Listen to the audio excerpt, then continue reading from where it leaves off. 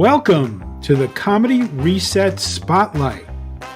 This is the place to be if you want to hear from some of the most innovative and exciting comedy creators from around the globe. On this podcast, you'll hear from a variety of guests who are pushing the boundaries of what comedy can be. If you're looking for fresh perspectives and new ideas, this is the podcast for you. Episode 32. Jacksonville, Florida-based comedian, Xander Fraser.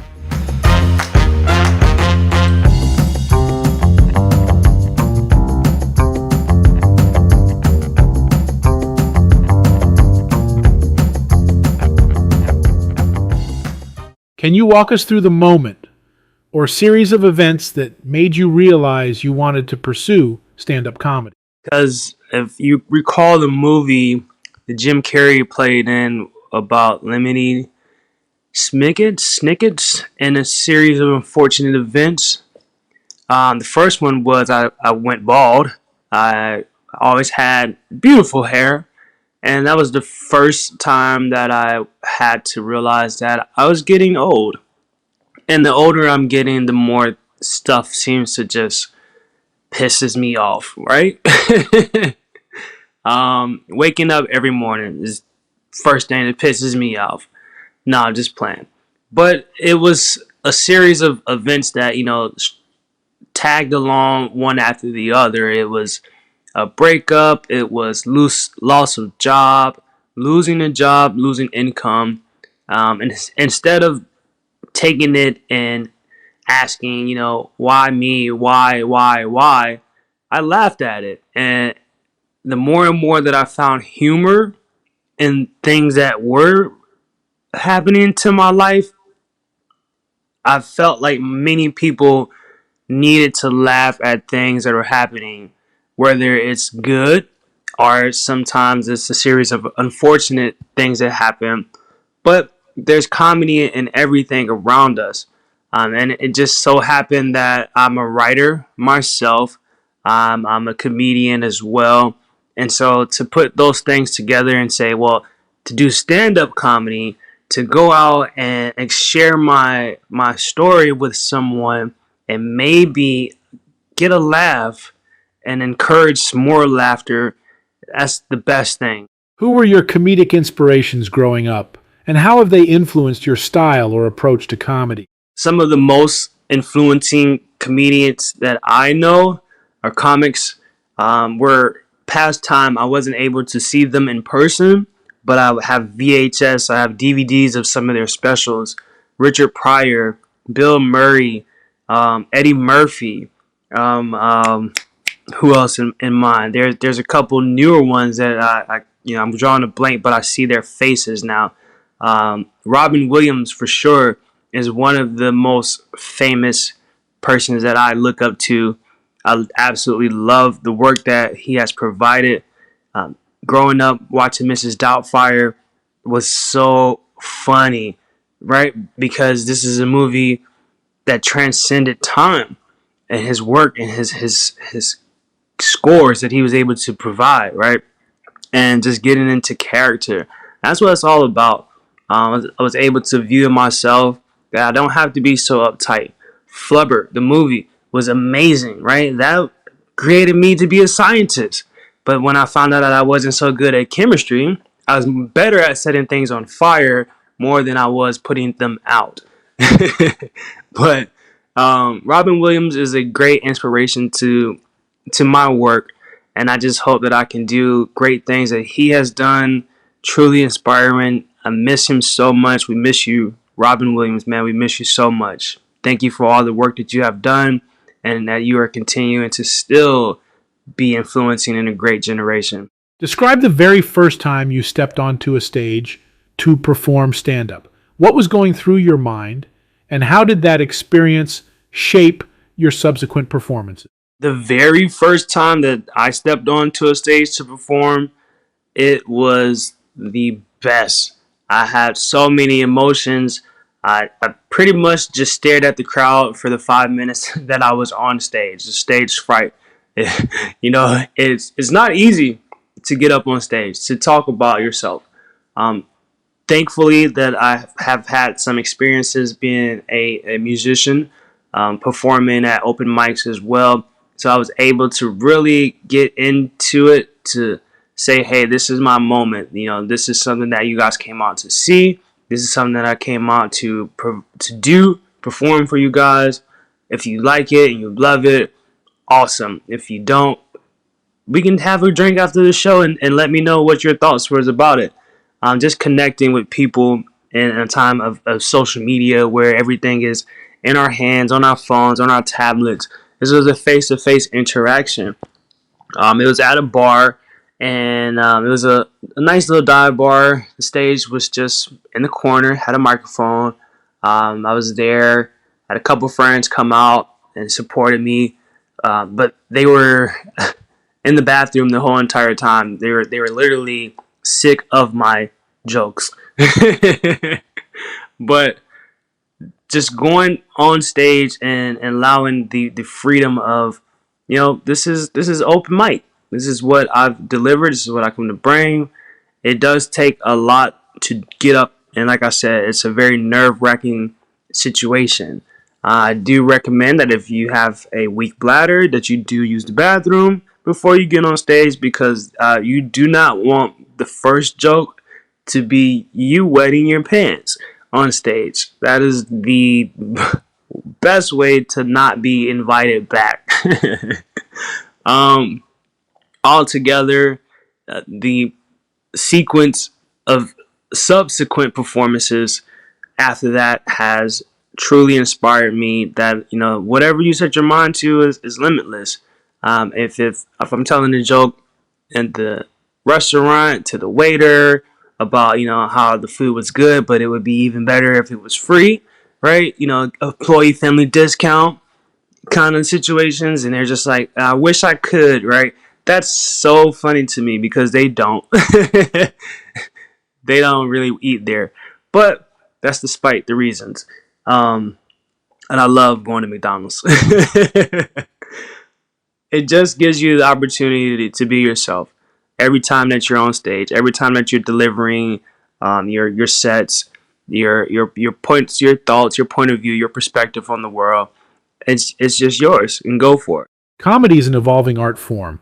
How have you seen your own comedic style change and mature over the years? The evolving of the art is what art is really about, right? Every time we see a painting, the artist is saying, this is something that I want to have in myself. This is something I see in you, maybe.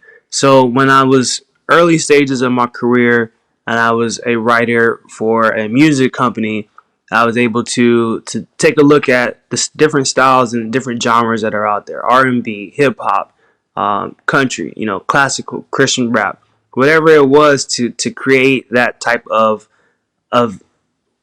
music wordage or verbiage, right? And so now that I'm doing comedy and I'm up on stage and I get 2019, 2020, we had the whole lockdown situation, pandemic, COVID. Do you wear the mask? Do you not wear the mask? Do you go out? Do you not go out? Are you vaccinated? Are you unvaccinated? Right? Those were the jokes that were people were talking about. But before then, you have the elevation of 2000s where iPhones are being amazing. The loss of Steve Jobs, the loss of Robin Williams, as I mentioned earlier, a great and inspiring man. But there was a time where I really wish Steve Jobs was still here because my iPhone was crashing on me. They wanted to update.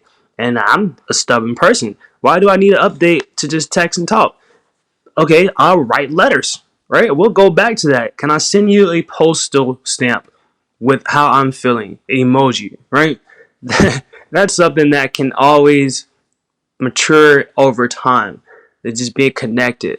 I'm very open. So when I write my music, it is a very open expression of what I'm feeling. Even when I'm up on stage, I'm bar none's back, bar none, whole none back. It's just I'm giving my all, and so when I'm growing and I'm writing more sets, the style does change, but the emotion doesn't change because it's all about me. It's all about the feelings that I've been going through, the depression, the heartaches, the good times, the love that is shared with family and friends, meeting new people, meeting new coworkers, getting fired. I've been fired every year since I was born in 1989, right? Probably the Guinness Book of World Records for how many times I've got kicked off a job, right? That's something that everybody can agree about. You find a job, you lose interest in it, family needs to relocate. That's something that matures over time. And just like the comedic style that I have, I definitely hope that it does mature over time, but I still want some of that immaturity left over in my work as I'm older in age. Can you share a particularly challenging gig or phase in your early career? And what lessons did you take away from it? To me, every gig is challenging. Doesn't matter if it's early in your career or if it's the later part of your career. Every gig will be a challenge. Most of the time, because I still do open mics, you have to sign up, right? There's a sign up list when you walk in. It usually is ranged between 1 to 10 to maybe 15, depending on the amount of time that they are able to have the venue, right? So no one really wants to go first because you're first. If you're not funny, you were the first person to not be funny. If you're funny, then you were the first person to be funny. And then how do you go after that, right? It's like going up after Dave Chappelle or going up after Bill. Okay, maybe not Bill Cosby. I would leave the show of Bill Cosby first because I would be afraid that I would, not make it back. But there are times where there's that moment where you're like, oh man, how do I follow up to that? That was amazing. It's even been times where I've taken my name off the list just simply because the people that were going before me were absolutely nuts funny. I did not have the courage at that time to be like, yeah, I'm gonna do what I do best, right? If you've never ever had that as a thought, then kudos to you. Your work is excellent. My work still has some stages of revamping or working on material, right? Still trying to find the best way to set it up, find the best way to make the punchline really hit. Or there's some jokes that don't even have punchlines, right? They're just something that I found personally funny and I wanted to share with someone who may or may not connect with it.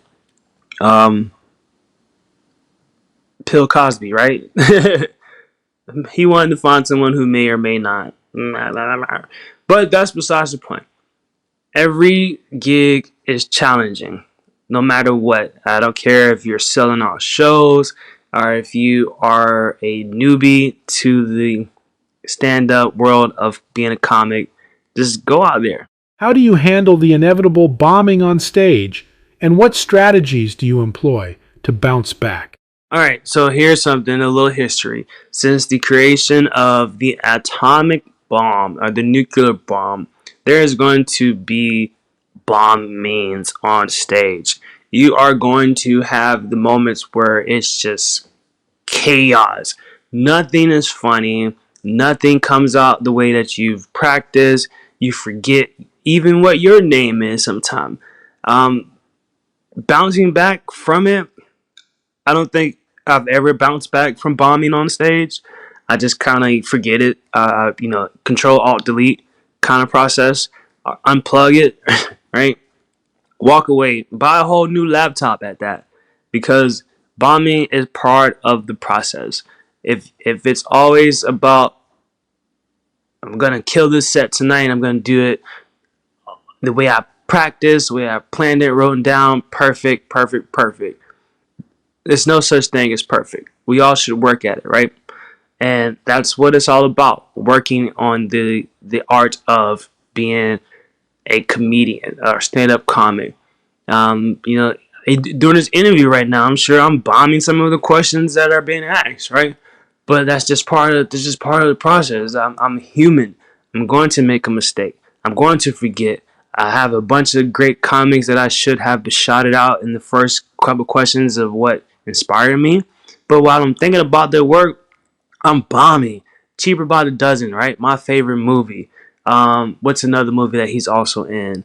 The spin-offs of like the 007 or even right now, bombing, right? So it's just a process. Uh, I can't say that it won't ever happen because that is inevitability. Something that must happen will happen.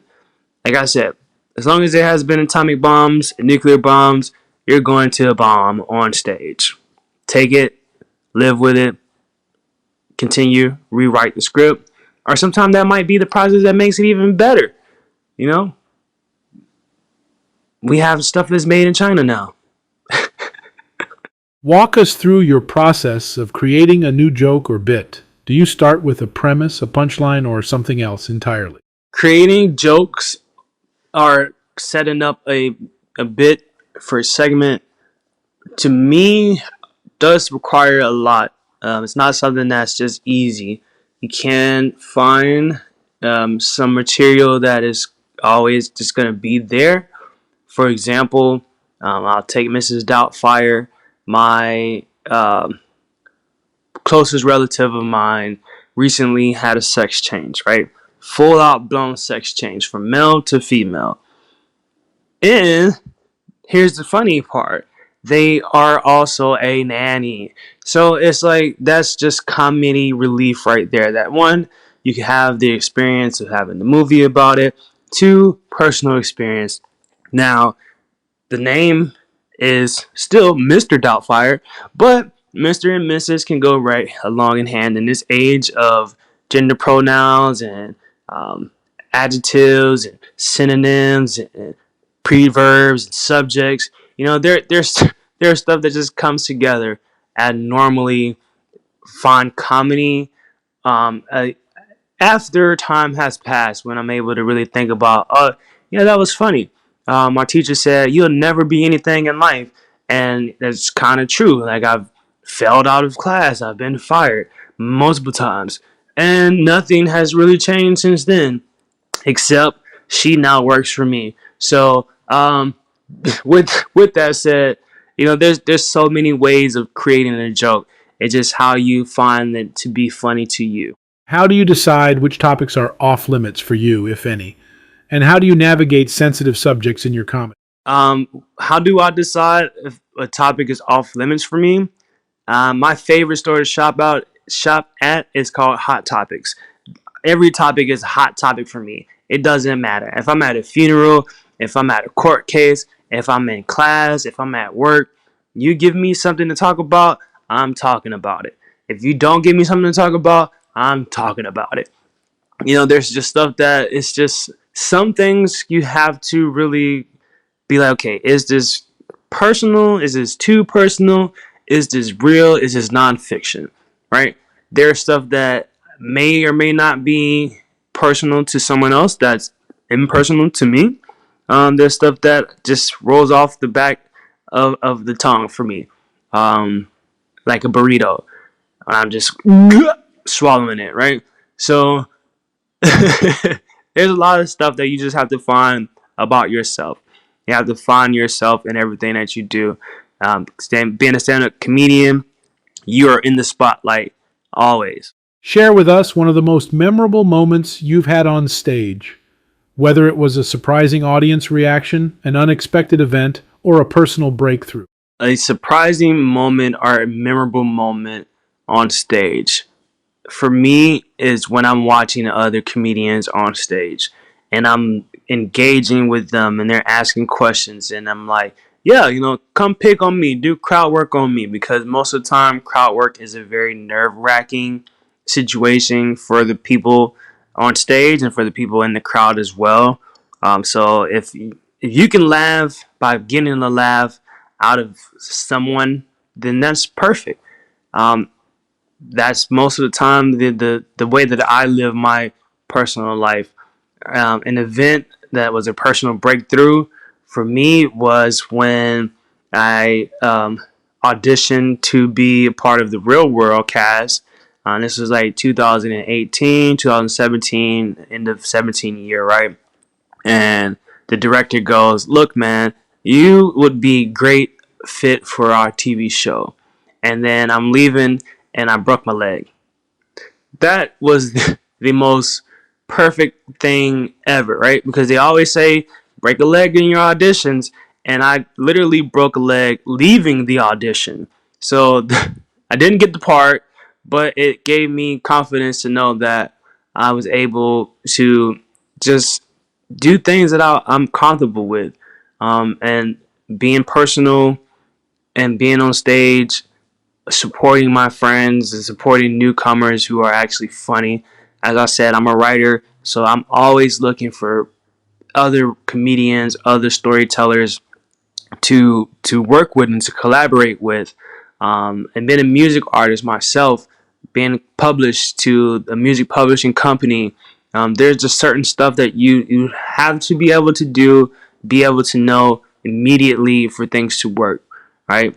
Like I said, the atomic bomb happens. Now we have stuff that's made in China. Me personally, I buy American made stuff only, because it works best for what I do, when I'm out hunting and when I'm out camping. But if I needed a smaller car, I would definitely buy a Honda. Have you ever had an interaction with a fan or audience member that deeply impacted you or changed the way you approach comedy? Well, I can tell you right off the bat that the answer is no. I've never met a audience participant or a fan who was deeply impacted by a set and that changed the way that I approach comedy. I'm lying. There's been a couple times when people have come up to me and said, "That was truly funny. How did you come up with that? Was that a true story? Is your uncle really a sex change person?" I go, "Yes, and yes, and yes. I'm a yes man," right? Those are stuff that just happens after a set all the time. You can't avoid it. There's no way to avoid it other than staying in the house and being on social media, watching me perform on stage, and then I'm probably going to FaceTime you live and then do some crowd work that way as well. How do you feel about the current trends in stand-up comedy, especially with the rise of online platforms and social media influencing the comedic landscape? Oh man, growing up in the era where VHS tapes were everything, right? If you messed up on a part of the video, you have to get up and press rewind, and you have to stop it exactly where you want to. There was no, windows to say, "Hey, is this the last scene you remember?" You had to really be a scientist when it came down to finding out what you wanted to see, right? And don't let the tape get messed up. That was it. Now everything is so easily, readily for to access, and it's good. Don't get me wrong, I do enjoy it. But the reason why I wanted to do this interview on the podcast today, because it was very nostalgic, right? Is me being the voiceover on the air. You can see my face from the picture that I have posted as a headshot, but my personality is much more than that, right? You have to really be able to engage. You have to really be able to listen. If you're driving to the store and you know that you forgot to put Band-Aids on the list and you wanted to make tuna salad tonight, right? Boom. That's the purpose of listening to a radio talk show, to encourage listeners to tune in every single week. Do I believe in social media influencing the way that things have changed in the time of being a comedian? No. Do I think that it has hurt it? No. Do I think it has helped it? Maybe so. There's a lot of influx of new technology that is coming out. TikTok, Instagram, Facebook, Twitter. I think I've erased Twitter so long that now when it gets message to my email that says, you got a notification from Twitter, it says formerly known as Twitter, right? I'm like, formerly known as Twitter? I will always know it as Twitter. Even the little bluebird, right? That was the symbol of Twitter. 140 characters only. And you had to make what you needed to be said in that minimal space of time. There was no TikToks. There was no 30-second videos. 140 characters, that was it. If you didn't have something to say, that was nice. What did they say? Don't say nothing at all, but now we can post it. I believe that radio should be around forever. That was the first wave of entertainment before television, before color TV came out. And I hope that it is still the last form of communication in our interstellar process. There's been a lot of discussion about cancel culture and comedy. What's your perspective on the balance between pushing boundaries and being respectful? Oh man, this is a question for me. A discussion of cancel culture. I've been canceled more times than Will Smith has slapped Chris Rock. And it's not to be, piggybacking off of the Grammys, because we do want the writer strike to end, because that is something that is prevalent in today, right? That they are putting out these works, they want to get paid for it. But the cancel culture has taken effect on a lot of stuff. I will say whatever and hope that people get offended. That is my job, to offend people, right? But I'm not taking it personal. I hope they don't take it personal to themselves, right? It's just a joke. But some of the jokes that I have will be highly cancel culture material. So if that's something you're into, I'm not saying that any other forms of a person. Like I said, I have people in my life that are family, are friends, co-workers, acquaintance, brothers, sisters. Doesn't matter. I love everybody around me, and I hope that everybody's business continues to blossom and flourish. But the C word used to be cunt, but now we can't even say that anymore because that would get you canceled. But hey, like I said, I say whatever just rolls off the tip of the tip. How do you see the future of stand-up comedy evolving, especially in a post-pandemic world where virtual shows have become more prominent? The future of stand-up comedy is endless. There's endless possibilities for it. I believe that because it has given me the opportunity to become part of that, to be a writer, to get up on stage and to voice it, to see the development of the numbers of viewers go up on my page, right? So the post-pandemic world and virtual reality, virtual shows, I would love to be performing in an Oculus headset, right? Yeah, you can sit and watch me. You can look to the left, you can look to the right, and see that everybody in the room is laughing. But being in person, coming to a show live, is the best experience ever, because you get to see me fumble over words like supercalifragilisticexpialidocious, right? I understand that sometimes being on a virtual world is the way that we go for anyone that is younger than 21. But there are still people out there who want to be in person, who love to get out, to love to get dressed up and come to a show, to come to a smoky bar where the cigarette is still dragging. Haven't ashed it since I lit it 30 minutes ago. That's a true story. A friend of mine was smoking a cigarette and he did not ash it for 30 minutes. The ashes on the cigarette was just as long as the cigarette, and he still didn't put it out. If you had to describe your comedic style in 3 words, what would they be and why? My comedic style, if I really had to describe it in 3 words, I would say hilariously funny. Hilariously funny. And I'm saying it one more time. Hilariously funny. Who are some current comedians you admire or believe are pushing the boundaries of the art form? One of the favorite comedians that I admire is Tom Segura. I believe he has pushed the boundaries from being on a podcast, going back to being Netflix, to being in movies, to stand-up comedy, to being in open mic rooms. That is a comedian in the time of today that has immensely expanded the boundaries of being a stand-up comedian. This man has a glory hole trash can, right? When I think about glory holes, I think about being in a truck stop There's this dark part of the back room where it kind of looks like a maze, but you don't know what's in there. Maybe it might be a minion from Despicable Me, or maybe it might be the Predator from Alien versus Predator, right?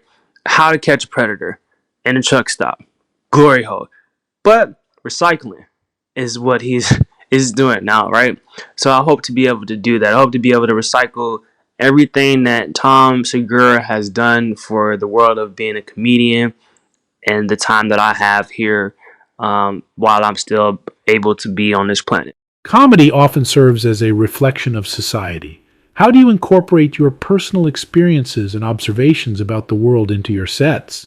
Yeah, if Hitler was alive today, he would be very, very afraid of the jokes that I have. I talk about that short mustache. You know, what did you not get through puberty? Did you not have enough vitamin C to let your hair grow? And then he probably would fire back at me by being bald and black, right? Put me in a tomb, put me in a chamber, and then set it ablaze, right? I'm kidding. I was very, very rude. But like I said, cancel culture is very prevalent in my jokes. If you take it offensively, maybe comedy is something that you shouldn't be listening to because it is just a joke. Do I love the fact that we can talk about history and the observation of society and how that if we can move forward as a nation, move forward as a people, then we can overcome these things. We have overcome those. We broke down the wall of Berlin, right? That's all comedy is about. I'm just trying to break the walls down of the barriers of frustration that our person is feeling about their leadership, about themselves, about their partners, whatever it is. So when it comes down to society, yes, I have a ton of jokes that I talk about in regards to how I view politics, how I view religion.